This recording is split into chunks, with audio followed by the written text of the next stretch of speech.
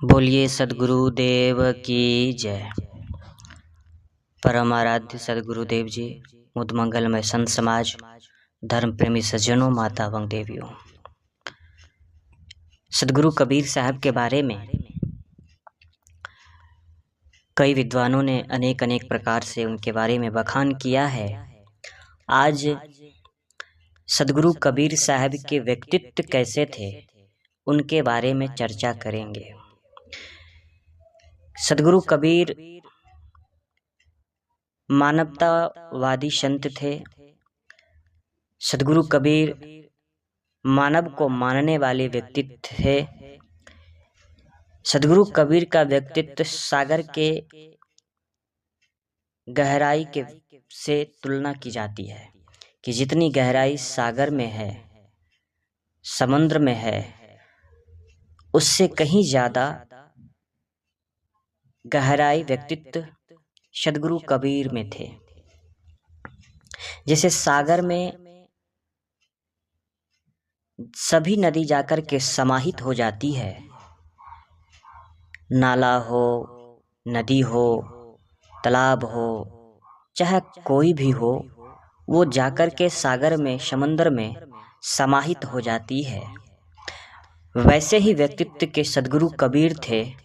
कबीर साहब के पास जाने के बाद चाहे जितना भी मन में सवाल हो, उन सभी सवालों का जवाब सदगुरु कबीर के पास जाने से मिल जाता था और उनके व्यक्तित्व में हर कोई समा जाता था।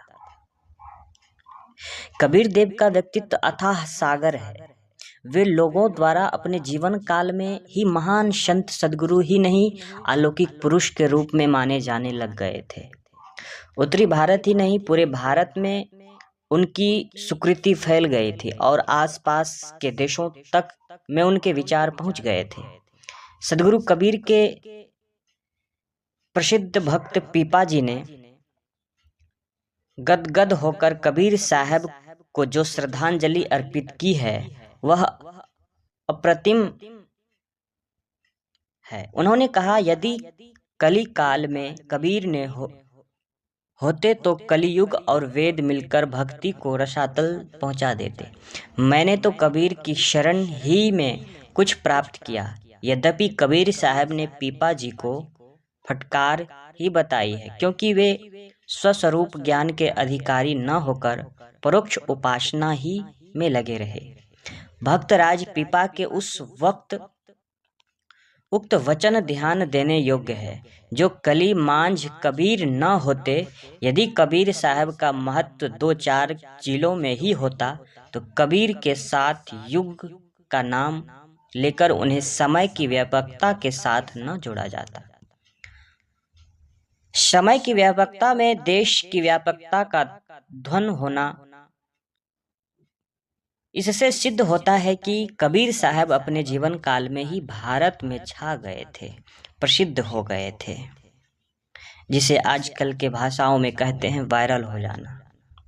कबीर साहब के शरीरांत के कबीर 60-70 वर्ष के बाद प्रसिद्ध वैष्णव भक्त प्रवर नाभादास जी महाराज ने सदगुरु कबीर के व्यक्तित्व और कृतित्व के विषय में जो केवल 6 पंक्तियां कही है, सार निचोड़ कर रख दिया है। कबीर साहब के विश्लेषण में आज तक बनी हजारों पुस्तकें इन 6 पंक्तियों के अनुवाद मात्र है। उन्होंने कहा, जो धर्म भक्ति विमुख था, उसे उन्होंने अधर्म रूप कहा। सदाचार के बिना योग, यज्ञ, व्रत, दानादि सब निरर्थक बताया। उन्होंने हिंदुओं और मुसलमानों के लिए सत्य बातें बताई तथा रामायणी शब्द और साखियों में अपने सत्योपदेश दिए। उन्होंने किसी का पक्षपात नहीं किया, सबके कल्याण की बातें बताई। वे संसार में सदैव तटस्थ एवं निरपेक्ष रहे। उन्होंने किसी की मुख देखी बात एवं लल्लोपतों की नहीं। कबीर ने सत्य कहने में वर्ण, आश्रम एवं षड्यंत्रदर्शियों, योगी, जंगम, सेवड़ा, सन्यासी, दरवेश तथा ब्राह्मणों की मर्यादा नहीं रखी। यह एक भक्त प्रवर वैष्णव के मुख से निकली बातें हैं। बड़ा से बड़ा तार्किक आलोचक एवं पारखी भी इस संबंध में इससे अधिक क्या कहेगा। इसमें मुख्य मुख्य सारी बातें आ गई है। भक्ति, विनय, कोमलता एवं निर्विषय स्थिति के बिना धर्म सारहीन है। इसके बिना योग, यज्ञ, व्रत, दान भी बेकार है। वे हिंदू और मुसलमान तथा पूरे अस्तित्व को समता की दृष्टि से देखने वाले थे। विजक के क्रमशः रामायणी शब्द और साखियों का भी यहाँ कितना सुंदर चित्रण किया है। शब्द प्रकरण के बाद और साखी के पहले तक जो ज्ञान चौतीसा आदि छोटे छोटे 8 प्रकरण हैं, शब्द में अंतर्भुक्त हैं। किसी का पक्षपात न करना, सबके हित की बात कहना, जगत से निरपेक्ष रहना, किसी की ललोपतकों न करना, वर्णन, आश्रम तथा नाना संप्रदायों की गलतियों पर क्षमा न करना, जो सत्य की प्राप्ति में विघ्न उपस्थिति करे, ऐसे किसी की मर्यादा न मानना, इन्हीं सब ने तो कबीर देव को आकर्षण का केंद्र बना रखा है। कबीर साहब के शरीरांत के 80 वर्ष बाद अकबर महान के राज्यकाल में महान विद्वान अबुल अफजल अल्लामी ने अपनी प्रसिद्ध पुस्तक आईन अकबरी में 2 जगह कबीर साहब का महत्वपूर्ण उल्लेख किया है। एक उदाहरण काफी होगा। उन्होंने कहा है, कोई कहते हैं कबीर मुवाहिद एकात्मादी यहाँ विश्राम करते हैं, और आज तक उनके काव्य और कृतियों के संबंध में अनेक विश्वस्त जनश्रुतियाँ कही जाती है। वे हिंदू और मुसलमान दोनों के द्वारा अपने उदार सिद्धांतों और ज्योतित जीवन के कारण पूज्य थे, और जब उनकी मृत्यु हुई तब ब्राह्मण उनके शरीर को जलाना चाहते थे और मुसलमान गाड़ना चाहते थे। जिसके माता पिता का पता नहीं, जाति बिरादर का ठिकाना नहीं, जो व्याकरण न किसी विषय में आचार्य एवं एमए नहीं, और जो भारत के महान धर्मावलंबियों हिंदू और मुसलमान तथा उनके धर्म नेता पंडितों और मुसलमानों को जीवन भर डांटता फटकारता रहा, उनकी त्रुटियों पर व्यंग करता रहा, उन्हें भला बुरा कहता रहा, जो किसी की गलती पर कभी मुरवत करना नहीं जाना, जिसकी पैनी दृष्टि सबकी कमजोरियों को तत्काल देखकर उसकी जुबान हजार के बाजार में साफ साफ कर देती थी, ऐसे कबीर में आखिर क्या आकर्षण है जो उन पर सब कुर्बान होते थे और आज भी उनको सब अपने दिल में बिठा रखे हैं। सदगुरु कबीर की व्यक्तित्व यह थी। बात साफ है, कबीर देव मानवता के महान आदर्श थे। सारी परंपराओं से हटकर सत्य के उपासक थे। वे धर्म के नाम पर सत्य का मूल्य घटना नहीं जानते थे। वे हिंदू के नहीं थे, मुसलमान के नहीं थे, वे किसी एक के नहीं थे, इसीलिए वे सबके थे। वे चांद, सूर्य, आकाश, हवा के समान सबके थे। कबीर पंथी कहलाने वाले उन्हें अपने कबीर पंथ की डिबिया में नहीं बंद कर सकते। वे निर्मल, निरपेक्ष, वेगान, आदित्य थे। वे पूरी मानवता के लिए रोते थे, अवतार और पैगंबर बनकर नहीं, इस इल्हामी किताब एवं खुदाई पैगाम लाकर नहीं, शुद्ध मनुष्य बनकर, वास्तविकता की बात कहकर और अस्तित्व की व्याख्या करके। उनके प्रखर ज्ञान, महान प्रतिभा, दिव्य चरित्र, ऊंचे विचार, उदार व्यवहार, प्रलभ बुद्धि, स्पष्ट प्रवचन, निष्कृष्ट जीवन, निस्संदेह बोध, अखंड वैराग्य और पूर्णतः प्राप्त जीवन से जनता आकर्षित होकर उनके जीवन काल में ही उन्हें उच्च संत, सदगुरु, अलौकिक पुरुष, अवतार आदि तक मान लगी थी। हजारों वर्षों का विकास सनातन धर्म है, जिसमें वेद काल, ब्राह्मण काल, आर्यन्य काल, सूत्र काल, उपनिषद काल, रामायण तथा महाभारत काल, शास्त्र काल तथा पुराण काल गुजरे, जिनमें अनेक वादों का जन्म हुआ। आश्चर्य होता है, केवल 500 वर्षों के बीच अकेले एक कबीर की वाणियों में अद्वैतवाद, द्वैतवाद, अस्तित्ववाद, ईश्वरवाद, जीवनवाद, ब्राह्मणवाद, योगवाद, सतलोक सतपुरुषवाद, अनेक वादों का जन्म हुआ। बीजक का सिद्धांत तो पारक अर्थात जीववादी एवं आत्मवादी है, लेकिन पूर्ण पक्ष उत्तर पक्ष का विचार न करने से विद्वान जन बीजक में ही अनेक वादों का आरोपण कर लेते हैं। बीजक के बाहर जो कबीर साहब के नाम से प्रचलित अगम अपार वाणियां हैं, उन्हें पढ़ने से तो हम एक अथाह सागर में पहुंच जाते। बीजक के बाहर की वाणियां, चाहे वह डॉक्टर श्याम सुंदर दास की और चाहे डॉक्टर पार्सनाथ तिवारी की, कबीर ग्रंथवली हो चाहे ग्रंथ गुरु ग्रंथ साहब के संपादित डॉक्टर राम कुमार वर्मा का, संत कबीर हो चाहे क्षितिमोहन सेन एवं रविंद्रनाथ टैगोर का संग्रह तो तथा चाहे उनके भी बाहर अनेक ग्रंथ हों, सब में काफी प्रत्यक्ष वाणियां है।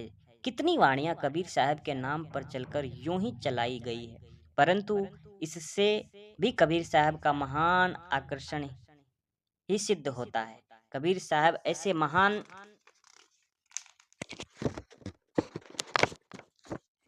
हैं जिनके नाम पर अपनी वाणी चलाने में लोग गौरव समझते हैं। सरकारी मोहर लग जाने पर कौड़ी का कागज रुपया बन जाता है। इसी प्रकार कितना ही फुहर पातर गीत हो, जब उसमें अंत में लग गया कहें कबीर सुनो भाई साधो, तब वह निर्गुणी और गहन गंभीर अर्थ वाला बन जाता है।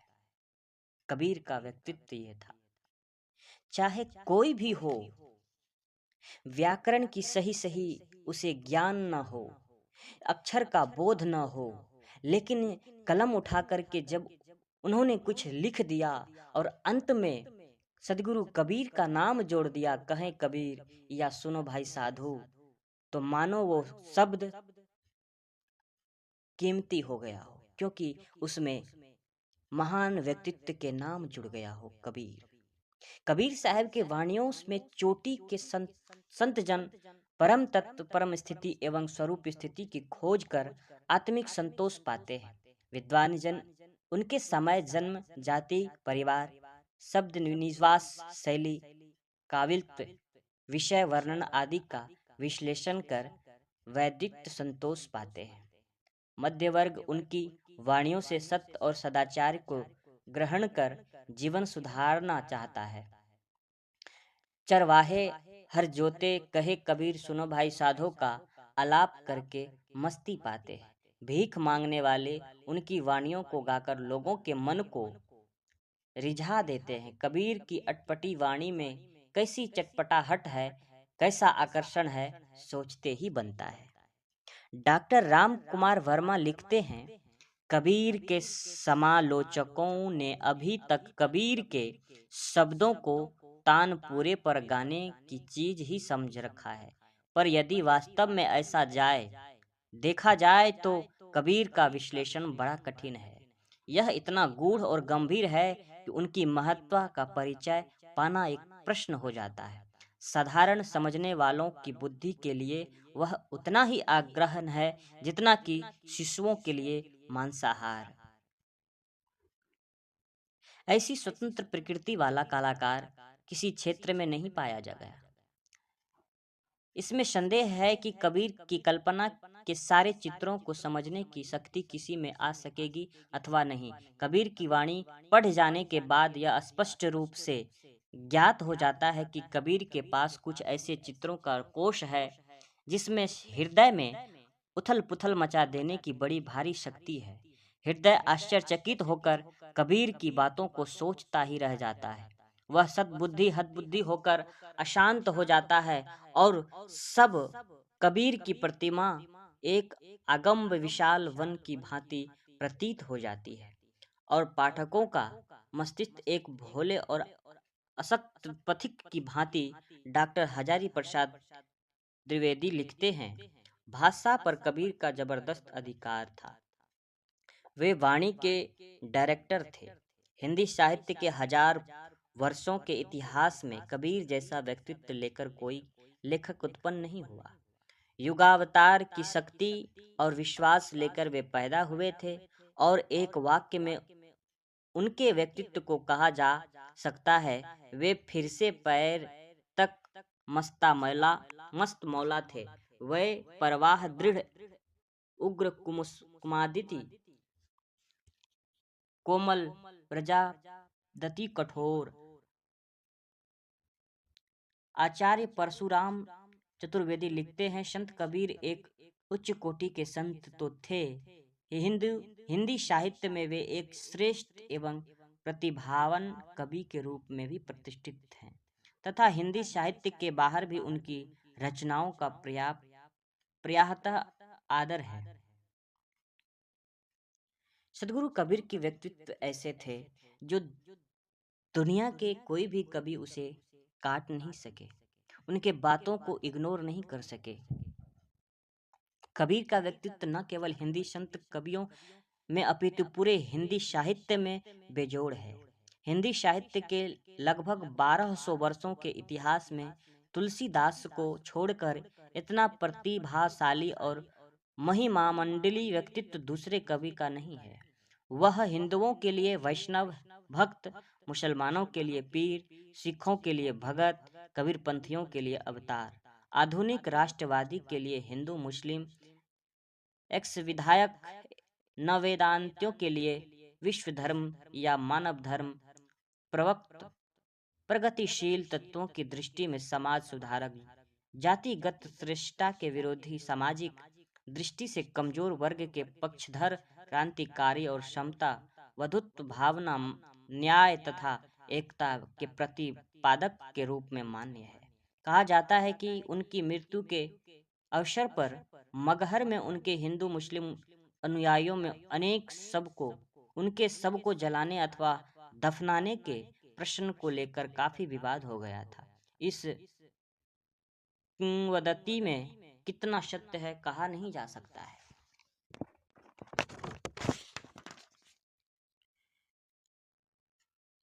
कुछ लोग कहते हैं कबीर ने तो काम बड़ा अच्छा किया परंतु वे सफल नहीं हुए। सांप्रदायिकता का जहर दूर होकर मानवता कहाँ आई? समझने की बात यह है कि यह संसार दूध का धोया कभी नहीं बन सकता।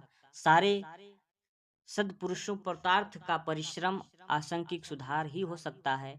हम राम राज्य की कल्पना करते हैं परंतु बेचारे राम स्वयं जीवन भर दुखी रहे और युद्ध करते करते उनका जीवन बीत तथा उन्होंने जीवन से हार कर परिवार एवं अयोध्या वासियों सहित सरयू नदी की शरण ली। अयोध्या उजड़ गई। श्री कृष्ण की कथा भी किसी से छिपी नहीं है। वे जीवन भर सोंटा डंटा लेकर लोगों से लड़ते रहे।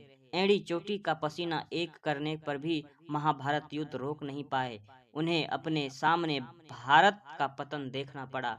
उसके 36 वर्षों से बाद संभालते संभालते अनेक स्वयं यदुकुल का विनाश उनकी नजरों के सामने हुआ।